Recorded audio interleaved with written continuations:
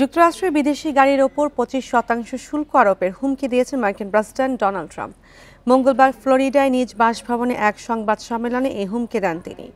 আগামী 2 এপ্রিল এ সংক্রান্ত আনুষ্ঠানিক ঘোষণা দেবেন ট্রাম্প। এছাড়া দেশটিতে সেমিকন্ডাক্টর এবং ওষুধ রপ্তানির ওপর 25% বা তার বেশি শুল্ক আরোপ করা যেতে পারে বলেও জানিয়েছেন মার্কিন প্রেসিডেন্ট।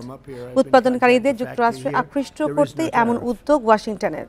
ট্রাম্প জানান, উৎপাদনকারীরা যদি যুক্তরাষ্ট্রে আসে অথবা দেশটিতে তাদের কারখানা থাকে তাহলে কোনো ধরনের শুল্ক থাকবে না। গার্ডিয়ানের প্রতিবেদনে বলা হয়, বাণিজ্য যুদ্ধের কারণে অর্থনীতি পতনের আশঙ্কার বিষয়টি উপেক্ষা করে মার্কিন অর্থনীতিকে চাঙ্গা করতে শুল্ক আরোপের হুমকি দিচ্ছে ট্রাম্প প্রশাসন।